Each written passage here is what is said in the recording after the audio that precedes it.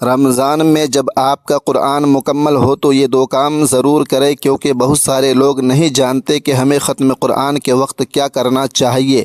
محترم ناظرین، رمضان المبارک وہ بابرکت مہینہ ہے جس میں دل قرآن کے ساتھ جڑ جاتے ہیں، زبان تلاوت سے تر رہتی ہے اور آنکھیں آیات الہی کے نور سے منور ہو جاتی ہیں۔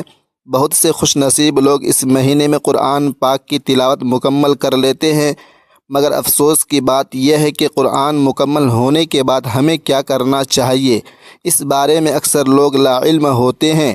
جب آپ قرآن پاک مکمل کر لیں تو صرف خوشی منانا یا کتاب بند کر دینا ہی کافی نہیں ہوتا، بلکہ شریعت نے اس موقع پر ہمیں ایک خاص رہنمائی دی ہے۔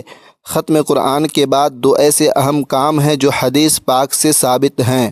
نبی کریم صلی اللہ علیہ وسلم خود بھی ان دو کاموں کا اہتمام فرمایا کرتے تھے، اور آپ کے صحابہ کرام رضوان اللہ علیہم اجمعین بھی ختم قرآن کے بعد ان کاموں کو ضرور انجام دیا کرتے تھے۔ یہ دو کام نہ صرف ختم قرآن کو مکمل کرتے ہیں بلکہ اس تلاوت کو قبولیت کے دروازے تک پہنچانے کا ذریعہ بھی بنتے ہیں۔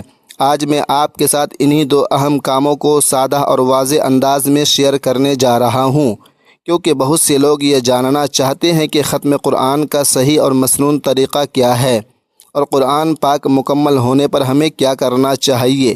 یہ باتیں جاننا ہر اس شخص کے لیے ضروری ہے جو قرآن سے سچی محبت رکھتا ہے۔ محترم ناظرین، رمضان المبارک وہ بابرکت مہینہ ہے جس میں مسلمان عام دنوں کے مقابلے میں کثرت کے ساتھ قرآن مجید کی تلاوت کرتے ہیں۔ اس کی بنیادی وجہ یہ ہے کہ قرآن پاک اور رمضان کا آپس میں ایک گہرا اور خاص تعلق ہے۔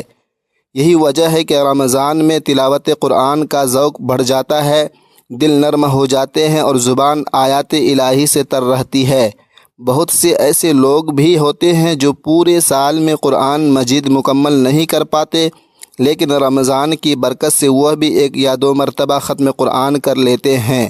کوئی ایک ختم کرتا ہے، کوئی دو ختم کرتا ہے، اور کچھ خوش نصیب اس سے بھی زیادہ مرتبہ قرآن مکمل کر لیتے ہیں۔ لیکن اصل سوال یہ ہے کہ جب قرآن پاک مکمل ہو جائے تو اس کے بعد ہمیں کیا کرنا چاہیے؟ ختم قرآن پر وہ کون سے دو اہم کام ہیں جو ہمیں ضرور کرنے چاہیے؟ ان میں سب سے پہلا کام یہ جاننا ہے کہ ختم قرآن کا صحیح اور مسنون طریقہ کیا ہے۔ عام طور پر لوگ کیا کرتے ہیں کہ جیسے ہی قرآن مجید کی آخری صورت یعنی سورۃ الناس کی تلاوت مکمل ہوتی ہے، وہ فوراً قرآن مجید بند کر کے رکھ دیتے ہیں۔ اکثر لوگوں کا یہی خیال ہوتا ہے کہ بس یہاں قرآن ختم ہو گیا، اب تلاوت مکمل ہو چکی ہے، حالانکہ یہ طریقہ ختم قرآن کا صحیح اور مسنون طریقہ نہیں ہے۔ اگر ہم یہ جاننا چاہتے ہیں کہ ختم قرآن کا درست طریقہ کیا ہے تو ہمیں رسول اللہ صلی اللہ علیہ وسلم کی سنت کی طرف رجوع کرنا ہوگا۔ نبی کریم صلی اللہ علیہ وسلم جس انداز سے قرآن پاک ختم فرمایا کرتے تھے وہی طریقہ ہمارے لیے اصل رہنمائی ہے۔ احادیث اور آثار سے یہ بات معلوم ہوتی ہے کہ آقا کریم علیہ الصلاۃ والسلام جب قرآن پاک ختم فرمایا کرتے تھے تو اسی پر رک نہیں جاتے تھے بلکہ فوراً دوبارہ قرآن کا آغاز فرما دیتے تھے، یعنی آپ صلی اللہ علیہ وسلم قرآن کے آخر کو اس کے آغاز کے ساتھ جوڑ دیتے تھے۔ اسی حوالے سے ایک روایت میں آتا ہے کہ ایک شخص حضرت عبداللہ بن عباس رضی اللہ عنہما کی خدمت میں حاضر ہوا اور عرض کیا کہ میں قرآن مجید بہت تیزی کے ساتھ پڑھ لیتا ہوں اور ایک ہی روایت میں پورا قرآن مکمل کر لیتا ہوں اور ایک ہی رات میں پورا قرآن مکمل کر لیتا ہوں۔ اس پر حضرت ابن عباس رضی اللہ تعالی عنہما نے نہایت حکمت بھرا جواب دیا۔ آپ نے فرمایا کہ میرے نزدیک یہ زیادہ بہتر ہے کہ میں سورۃ البقرہ اور سورہ آل عمران کو ٹھہر کر غور و فکر کے ساتھ پڑھوں، بجائے اس کے کہ بہت تیزی سے پورا قرآن ختم کر دوں۔ اس واقعے سے یہ بات واضح ہوتی ہے کہ قرآن مجید کی تلاوت میں رفتار سے زیادہ اہمیت تدبر، ٹھہراؤ اور سمجھ بوجھ کو حاصل ہے۔ قرآن پاک کو جلدی جلدی پڑھنا، بغیر رکے، بغیر معنی پر غور کیے ختم قرآن کا مطلوبہ طریقہ نہیں، بلکہ قرآن مجید کی تلاوت سکون، ادب اور توجہ کے ساتھ کرنی چاہیے تاکہ دل پر اس کا اثر ہو اور انسان کے عمل میں تبدیلی آئے۔ اسی گفتگو کے دوران حضرت ابن عباس رضی اللہ تعالی عنہما نے اس شخص کو ایک نہایت اہم بات کی طرف متوجہ فرمایا۔ آپ نے کہا کہ جب تم قرآن مجید کی آخری صورت مکمل کر لو تو اسے آخری نہ بناؤ، یعنی یہاں رک کر سلسلہ ختم نہ کر دو، بلکہ فوراً الحمدللہ رب العالمین سے دوبارہ آغاز کرو، یعنی سورۃ الفاتحہ کی تلاوت کرو اور یوں قرآن کو دوبارہ شروع کرو۔ اس عمل کا مقصد یہ ہے کہ قرآن کے آخر کو اس کے آغاز کے ساتھ جوڑ دیا جائے اور یوں ختم قرآن کا ایک خوبصورت اور مسنون طریقہ اختیار کیا جائے۔ ختم قرآن کا صحیح طریقہ یہ ہے کہ جب آپ سورۃ الناس مکمل کر لیں، من الجنۃ والناس تک تلاوت ہو جائے تو وہاں رک کر قرآن بند نہ کرے، بلکہ اسی وقت دوبارہ سورۃ الفاتحہ کی طرف لوٹے، مکمل سورۃ الفاتحہ کی تلاوت کرے، اس کے بعد سورۃ البقرہ کی ابتدائی آیات پڑھیں یہاں تک کہ ہم المفلحون تک پہنچ جائیں۔ یہاں تک کہ تلاوت کرنے کے بعد ختم قرآن کا پہلا عمل مکمل ہوتا ہے۔ نبی کریم صلی اللہ علیہ وسلم کے بارے میں بھی روایت آتی ہے کہ آپ صلی اللہ علیہ وسلم سورۃ الناس کی تلاوت کے بعد سورۃ الفاتحہ پڑھتے، پھر سورۃ البقرہ کی ابتدائی چند آیات کی تلاوت فرماتے اور اس کے بعد اپنی مجلس سے اٹھتے تھے۔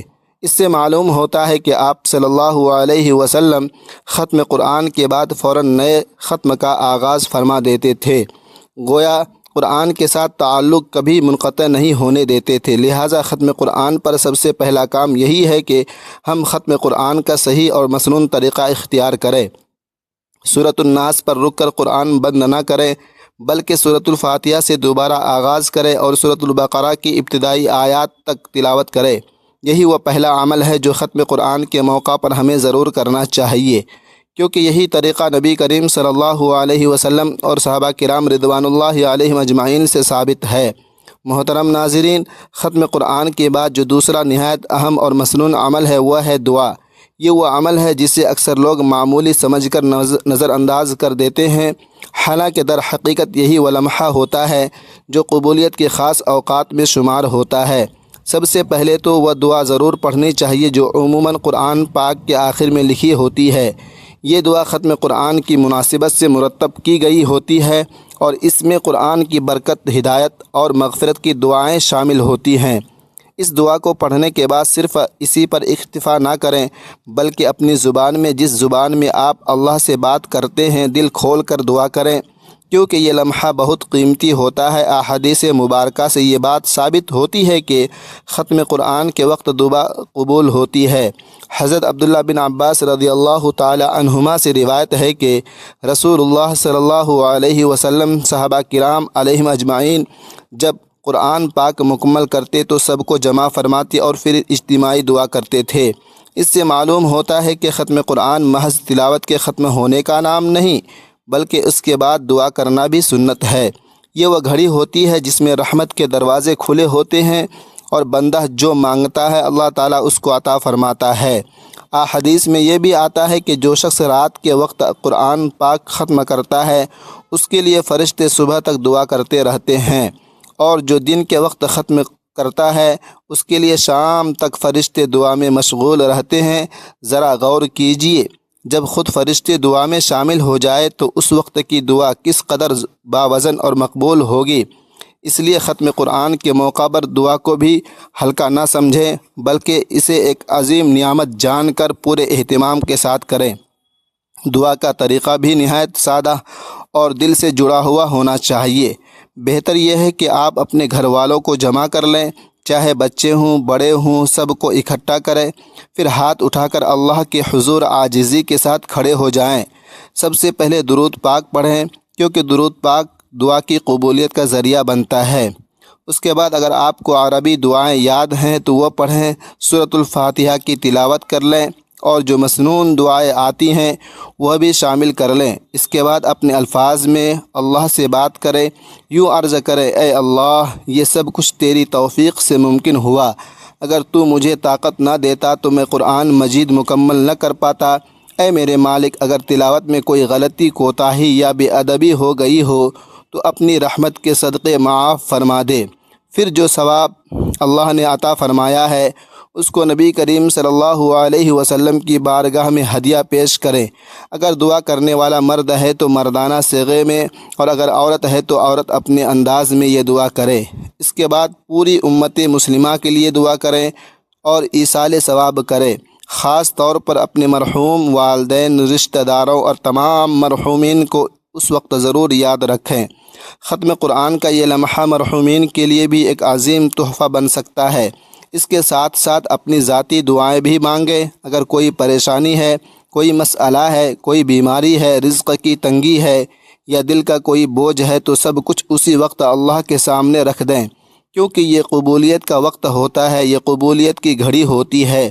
افسوس کی بات یہ ہے کہ آج کل بہت سے لوگ ختم قرآن کو ایک رسمی عمل بنا لیتے ہیں۔ قرآن مکمل ہوا، بس ایک پرچی پر لکھ کر امام صاحب کے پاس بھجوا دی کہ جی ختم ہو گیا، اس کو بخش دیں۔ نہ دعا، نہ عاجزی، نہ اللہ سے مانگنا، حالانکہ قرآن کو بخشنے کا یہ تصور درست نہیں۔ بہت سے لوگ یہ سمجھتے ہیں کہ جب تک قرآن بخشا نہ جائے ثواب نہیں ملے گا، حالانکہ یہ غلط فہمی ہے۔ قرآن مجید کا ہر حرف پڑھنے پر نیکیاں خود بخود لکھ دی جاتی ہیں۔ قرآن پڑھنے کا ثواب کسی شرط کے ساتھ وابستہ نہیں۔ قرآن کا بخشنا کوئی فرض یا لازمی عمل نہیں، اصل چیز تلاوت ہے، نیت ہے اور وہ دعا ہے جو ختم قرآن کے بعد کی جاتی ہے۔ اگر انسان دل سے دعا کرے، عاجزی کے ساتھ مانگے اور اللہ کی رحمت پر یقین رکھے تو یہی ختم قرآن کا اصل حسن اور مقصد ہے۔ اس لیے ختم قرآن کے بعد دعا کا ضرور اہتمام کرے، کیونکہ یہی وہ عمل ہے جو قرآن کی برکتوں کو زندگی میں اتار دیتا ہے۔ محترم ناظرین، جیسے ہی قرآن پاک کی تلاوت مکمل ہوتی ہے وہ لمحہ عام نہیں رہتا، بلکہ وہ قبولیت کی خاص گھڑی بن جاتا ہے۔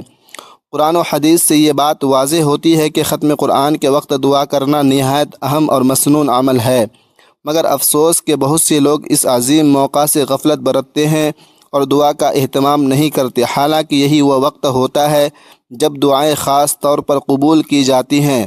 قرآن مجید ہمیں دعا کی ترغیب دیتا ہے۔ اللہ تعالیٰ ارشاد فرماتا ہے، وقال ربکم ادعونی استجب لکم، اور تمہارے رب نے فرمایا ہے مجھ سے دعا کرو، میں تمہاری دعا قبول کروں گا۔ جب اللہ خود بندے کو دعا کی دعوت دے رہا ہو تو سوچو کہ ختم قرآن جیسے عظیم عمل کے بعد دعا کی قبولیت کس قدر زیادہ ہوگی۔ قرآن پاک کی تلاوت خود ایک عبادت ہے، اور عبادت کے بعد دعا کرنا سنت الہی بھی ہے اور سنت نبوی بھی۔ احادیث مبارکہ میں خاص طور پر ختم قرآن کے وقت دعا کی فضیلت بیان کی گئی ہے۔ حضرت عبداللہ بن عباس رضی اللہ تعالی عنہما سے روایت ہے کہ نبی کریم صلی اللہ علیہ وسلم اور صحابہ کرام رضوان اللہ علیہم اجمعین جب قرآن پاک ختم کرتے تو سب کو جمع کر کے دعا فرماتے تھے۔